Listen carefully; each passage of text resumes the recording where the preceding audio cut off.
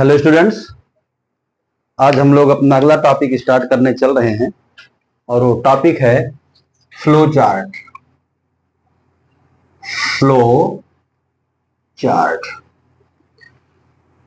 जितना मैं समझ पाता हूं इसमें कि बिना फ्लो चार्ट को अच्छी तरह से समझे आप कोडिंग नहीं कर सकते, कोडिंग कर ही नहीं सकते, क्योंकि फ्लो चार्ट आपको कोडिंग लिखने की लॉजिक देता है।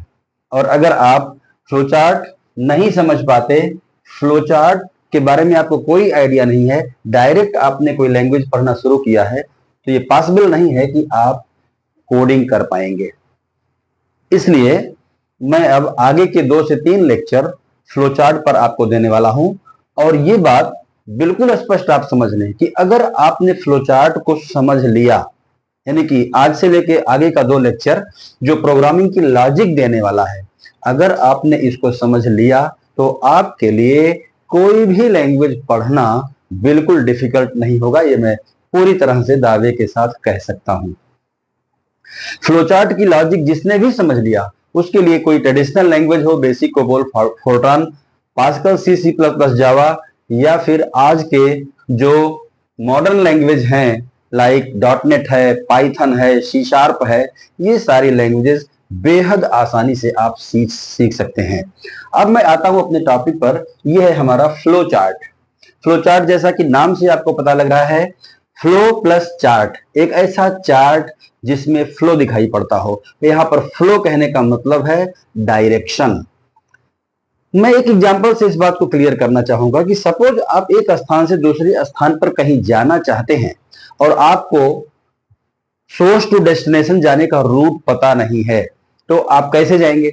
2 तरीका है, या तो आप किसी से पूछे कि मैं इस स्थान से उस स्थान पर जाना चाहता हूं, कैसे जाऊंगा? बताने वाला आपको कैसे बताएगा? ओरली उसने आपको बता दिया कि आप ऐसे ऐसे पहुंचेंगे। दूसरा यह है कि उसने डायग्राम बना करके आपको दिखा दिया कि आप इस जगह से इस जगह पर इस तरह से होते हुए जाएंगे। तो जब उसने उसी रूट को डायग्राम बना करके दिखाया, जैसा कि आप आजकल गूगल मैप में देखते हैं, और आसानी से एक स्थान से दूसरे स्थान पर बढ़ते हुए चले जाते हैं, ये हमारा फ्लो चार्ट है। और जब ओरल किसी ने आपको बता दिया, उसके थ्रू आप चलना शुरू करते हैं, फॉलो करते हैं, तो शायद आप डेस्टिनेशन तक पहुंचने में कई बार पूछते हैं, कई लोगों से पूछते हैं, फिर भी आप सही पहुंचते हैं या नहीं पहुंचते, ये तमाम चीजें आपके सामने आती हैं। फ्लो चार्ट को समझने के लिए हम डिफरेंट एग्जाम्पल से आपको समझाने की कोशिश करते हैं, और आप बिल्कुल आसानी से इस बात को जान लें कि फ्लो चार्ट जितना अच्छा, जितनी जल्दी आप समझेंगे, कोडिंग उतनी ही अच्छे तरीके से आपके समझ में आएगी।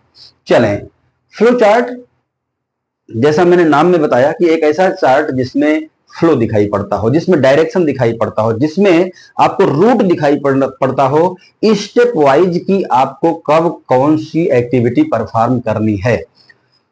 स्टूडेंट्स, आपने पीछे की क्लासेज में पढ़ा होगा, मुझे जहां तक ध्यान है क्लास 7th या 8th के मैथमेटिक्स में भी फ्लो चार्ट होता था। अभी नहीं दिखाई पड़ता, सीबीएसई ने इसको रिमूव कर दिया है, बोर्ड ने इसको रिमूव कर दिया है, पर फ्लो चार्ट का आइडिया वहां भी आपको दिया जाता था। अभी मैं फ्लो चार्ट बनाने चल रहा हूं। फ्लो चार्ट बनाने के लिए कुछ सिंबल्स हैं, कुछ डायग्राम्स हैं, बहुत ज्यादा नहीं है। उन डायग्राम्स को पहले समझ लेते हैं। ये डायग्राम हमारा है, जिसको हम लोग स्टार्ट या स्टॉप सिंबल के नाम से जानते हैं। स्टार्ट या स्टॉप किसी भी फ्लो चार्ट का सबसे पहला और सबसे आखिरी शेप यही बनता है, और किसी भी फ्लो चार्ट में स्टार्ट केवल एक बार लगता है और स्टॉप भी केवल एक बार ही लगता है।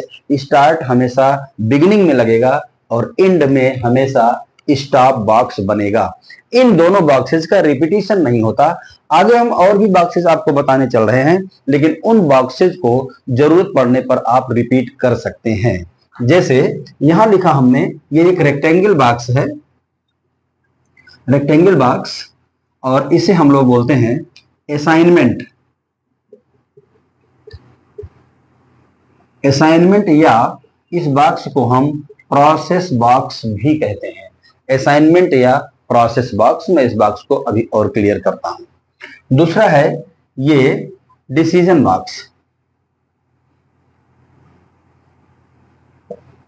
डिसीजन बॉक्स, ध्यान रखें ये डिसीजन बॉक्स आप देखेंगे इसमें 4 एंगल्स हैं, जिसमें एक एंगल से अंदर आता हुआ एरो दिखाई पड़ रहा है और 2 एंगल से एग्जिट होता दिखाई पड़ रहा है और एक एंगल क्लोज्ड है, इसमें कोई डायरेक्शन नहीं दिखता। इस शेप में कोई भी एक एंगल इन करता हुआ दिखेगा, कोई भी 2 एंगल एग्जिट करता हुआ दिखेगा और कोई भी एक एंगल क्रॉस्ड रहेगा। हमेशा चारों एंगल एंगेज नहीं होंगे। अगर आपको कहीं ऐसा दिखता है किसी फ्लोचार्ट में कि इसके all 4th angles are directed, then it means the flowchart that box is wrong. एक 1 एम्प्टी 1 एंट्री एंड 2 एग्जिट। हाँ, ये हो सकता है कि कोई भी एक 1 एंट्री बन सकता है, हो सकता है इधर से 1 एंट्री हो, ये एंट्री हो सकता है, ये दोनों एग्जिट हो सकते हैं, ये एग्जिट हुआ, ये एग्जिट हुआ, ये एम्प्टी हो गया। तो इस बॉक्स की प्रॉपर्टी यही है, 1 entry and 2 exit and 1 empty. 1 empty are closed. यहां पर हम फिर से इसको रीशेप कर दे रहे हैं जैसा मैंने पहले बना रखा था। ये हमारा एग्जिट, ये हमारा एंट्री और ये एग्जिट और ये हमारा एम्प्टी हो गया या क्लोज हो गया। मोस्ट इंपॉर्टेंट तो हमारे ये बॉक्सेस हैं। इसके अलावा और भी हम डायरेक्शन शो करने के लिए ये 4 एरो कीज को यूज करते हैं। ये हमारे 4 एरो कीज हैं और इसके अलावा हम स्टोरेज के रूप में इस बॉक्स को यूज करते हैं। This is called storage. हम इन बॉक्सेस के हेल्प से आगे फ्लोचार्ट बनाने चल रहे हैं। आप ध्यान से देखें, मैं सबसे पहले एक बहुत छोटा सा फ्लोचार्ट, कंप्लीट फ्लोचार्ट आपको दे रहा हूं और इस फ्लोचार्ट से पहले हम लोग फ्लोचार्ट की मीनिंग को समझने की कोशिश करेंगे। ये एक फ्लोचार्ट है,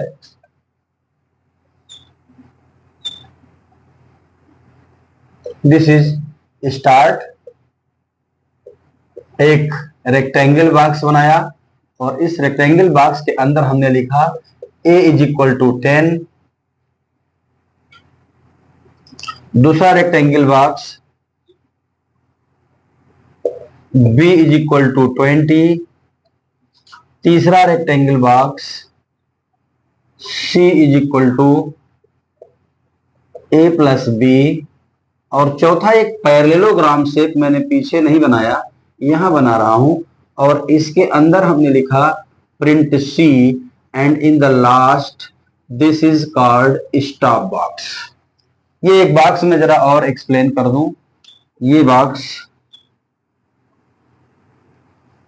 इनपुट में थोड़ा सा शेप और अच्छे से बनाइएगा।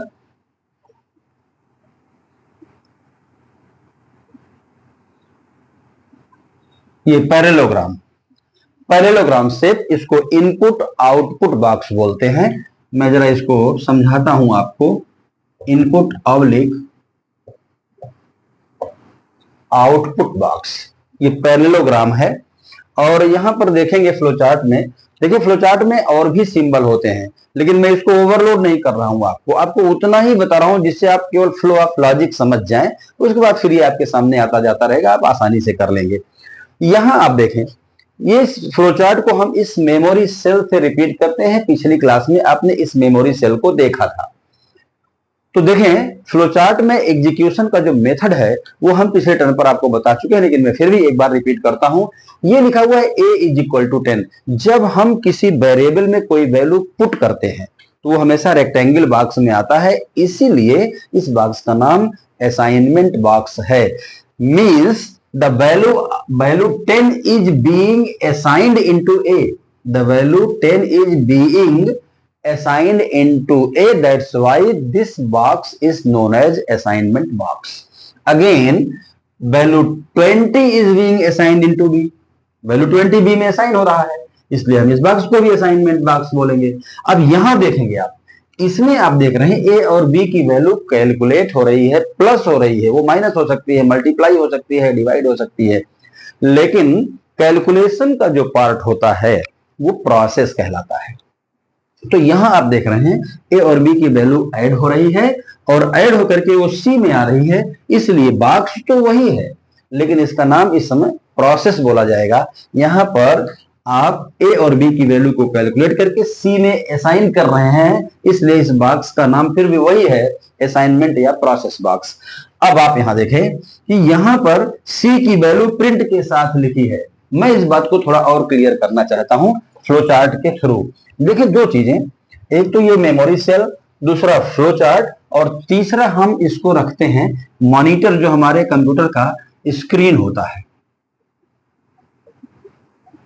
ये हमारे कंप्यूटर का स्क्रीन है। मैं इस बात को बताऊं कि हमारा मेमोरी एरिया तो हमेशा सीपीयू के अंदर होता है, बॉक्स के अंदर बंद है, जो हमको दिखता नहीं। लेकिन इंटरनल प्रोसेस का जो मेथड है ये हमको समझ के ही चलना पड़ेगा। देखिए जब यहां पर हम लिखते हैं a इक्वल टू 10, तो कंप्यूटर क्या करता है, a की वैल्यू, ये एक वेरिएबल और वैल्यू असाइन किया 10, दूसरे बॉक्स पर आए b एक वेरिएबल वैल्यू असाइन किया 20, तीसरे बॉक्स पर आए c equal to a plus b, तो इन्होंने क्या किया, a और b को सम किया, वो होगा हमारा 20 प्लस 10 30, और 30 को असाइन किया c के अंदर। ये सिचुएशन आपको दिखाई पड़ी। अब यहां पर हमको समझना है, प्रिंट का एक्चुअली रिलेशन हमेशा स्क्रीन से होता है, मॉनिटर से होता है। प्रिंट वर्ड अगर लिखा है तो इसका सीधा संबंध इस मॉनिटर से रहेगा। आपने लिखा प्रिंट सी, इसका मतलब सी सेल में जो वैल्यू है वो स्क्रीन पर आप बुला रहे हैं, इसलिए यहां पर आपको आउटपुट में 30 दिखेगा, जबकि इस 30 का कैलकुलेशन मेमोरी के अंदर चल रहा है। आप देखेंगे स्क्रीन पर आपको वैल्यू 10 नहीं दिखाई पड़ेगी, 20 नहीं दिखाई पड़ेगी, स्क्रीन पर वैल्यू आपको 30 दिखाई पड़ेगी। अगर आपने इस प्रिंट के साथ मॉडिफाई कर दिया, आपने लिखा print a comma b comma c, तब आप देखेंगे स्क्रीन पर जो रिजल्ट आएगा वो 10 आएगा, 20 आएगा, 30 आएगा। अगर आपने यहां सीक्वेंस चेंज कर दिया, अगर आपने यहां लिखा c comma b comma a, तब स्क्रीन पर जो रिजल्ट आएगा वो आएगा 30, 20 एंड 10। जिस ऑर्डर में वेरिएबल रहेगा उसी ऑर्डर में यहां पर रिजल्ट आएगा। इस फ्लोचार्ट से मैं आपको केवल फ्लोचार्ट की लॉजिक दिखा रहा हूं। मैं फिर से इस फ्लोचार्ट को एक्सप्लेन करता हूं। स्टूडेंट्स बहुत धीरे धीरे आप पढ़ेंगे फ्लोचार्ट को, तो आप कोडिंग बहुत तेजी से करेंगे। अगर आपने फ्लोचार्ट को बहुत तेजी से पढ़ा तो कोडिंग आपकी स्लो हो जाएगी, क्योंकि समझने में आपको दिक्कत होगी। मैं फिर से बताऊं, ये फ्लोचार्ट कभी भी कंप्यूटर में एग्जीक्यूट नहीं होता, इस फ्लोचार्ट को लैंग्वेज में ट्रांसलेट करना पड़ता है। इसलिए आप कभी नहीं कहेंगे कि मैंने सी लैंग्वेज का फ्लोचार्ट पढ़ा है, मैंने कोबोल लैंग्वेज का फ्लोचार्ट पढ़ा है, मैंने डॉटनेट लैंग्वेज का फ्लोचार्ट पढ़ा। नहीं, ये किसी लैंग्वेज का फ्लोचार्ट नहीं होता, ये केवल और केवल कोडिंग की लॉजिक को समझने का एक टेक्निक है। क्योंकि हम फ्लोचार्ट से बहुत आसानी से किसी चीज को सीख सकते हैं, वही चीज जब हम किसी लैंग्वेज में डायरेक्ट कोड करेंगे तो हमको सीखने में कठिनाई होगी। फ्लोचार्ट हमेशा बिगिनर्स को कोडिंग की लॉजिक सिखाने के लिए यूज होता है। एक बार फिर से इस फ्लोचार्ट को हम लोग देखें। हमने यहां बता दिया कि हमेशा सीक्वेंस में चलेगा, इनमें सीक्वेंस ही सबसे ज्यादा इंपॉर्टेंट है। आप इस बॉक्स को ऊपर कर देंगे, इस बॉक्स को नीचे कर देंगे, मीनिंग बदल जाएगा। आप प्रिंट को ऊपर कर देंगे और c equal to a plus B को नीचे कर देंगे, तो प्रिंट पहले क्या प्रिंट करेगा जब वैल्यू प्लस ही नहीं हुआ है, और नीचे आकर के जब आप प्लस कर रहे हैं उसके बाद स्टॉप हो जा रहा है तो प्लस की ही वैल्यू आपको दिखेगी नहीं। मैं चेंज करके बताता हूं कि अगर आपने इस फ्लो चार्ट में केवल और केवल बॉक्सेस का ऑर्डर चेंज कर दिया, यहां आपने लिख दिया प्रिंट c, और यहां आपने बनाया c is equal to a plus B. अब आप देखें, a की वैल्यू 10 किया, a की वैल्यू यहां 10 आ गई, b की वैल्यू 20 किया, b की वैल्यू यहां 10 आ गई, c की वैल्यू आप प्रिंट करने को बोल रहे हैं।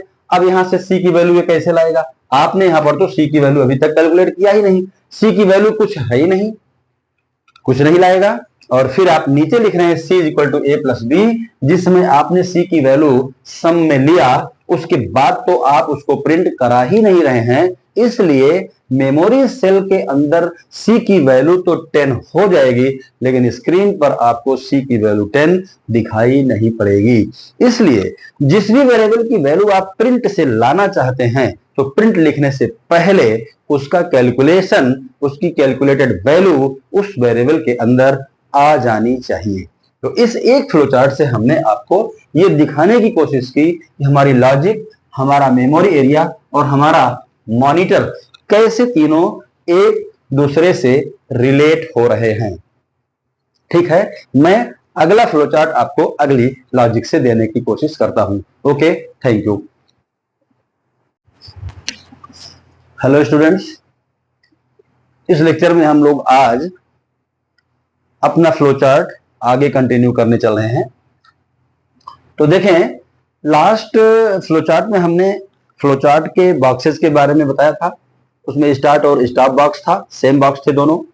और इसके बाद रेक्टेंगुलर शेप था जिसको हम लोगों ने असाइनमेंट और प्रोसेस नाम दिया, और एक पैरेललोग्राम शेप था जिसको हम लोगों ने इनपुट और आउटपुट नाम दिया था।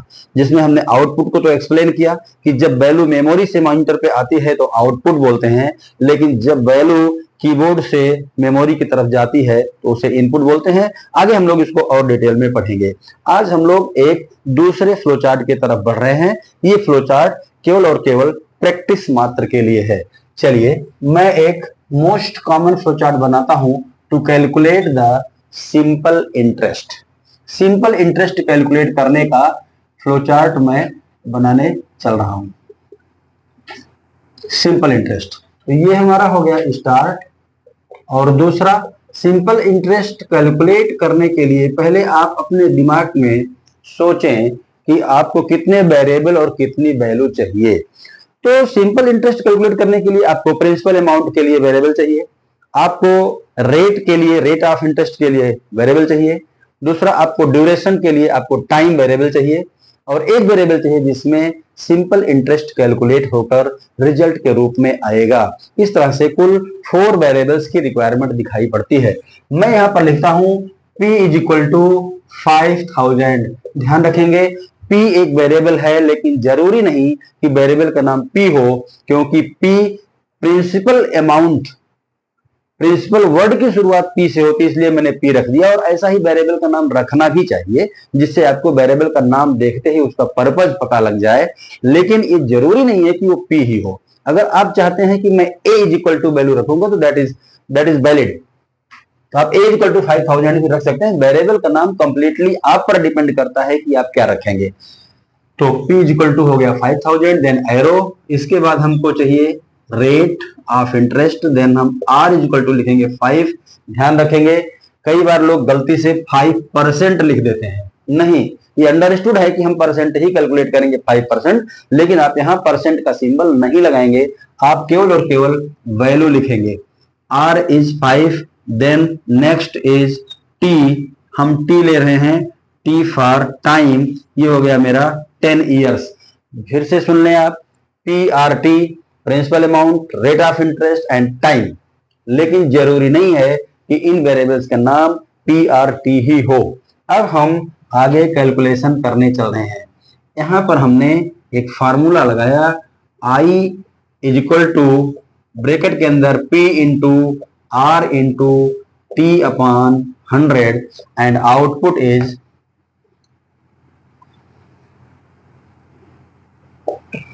Print I and stop.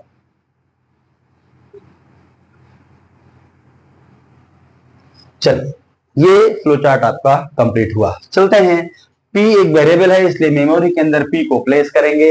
इसकी वैल्यू 5000 है, इसलिए इस सेल के अंदर वैल्यू हम 5000 करेंगे। इसके बाद दूसरा वेरिएबल हमारा R है, R की वैल्यू 5 हमने यहां प्लेस किया। T हमारा तीसरा वेरिएबल है, इसकी वैल्यू 10 है। देन हमारा फोर्थ वेरिएबल I है। अब I के अंदर जो वैल्यू जाएगी वो ध्यान रहे, बॉडमास रूल के अकॉर्डिंग सारे कैलकुलेशन होते हैं, इसलिए आप P into R into T को कैलकुलेट करके और फिर उसको 100 से डिवाइड करके I के अंदर ले जाएंगे। तो हमारा कैलकुलेशन क्या होगा, 5000 इंटू 5 इंटू 10 अपॉन 100, 2 जीरो यहां से हमने काट दिया, और फिर यहां 25,000, इसको कैलकुलेट कर लेंगे आप 50 इंटू 5, तो ये हुआ आपका 250।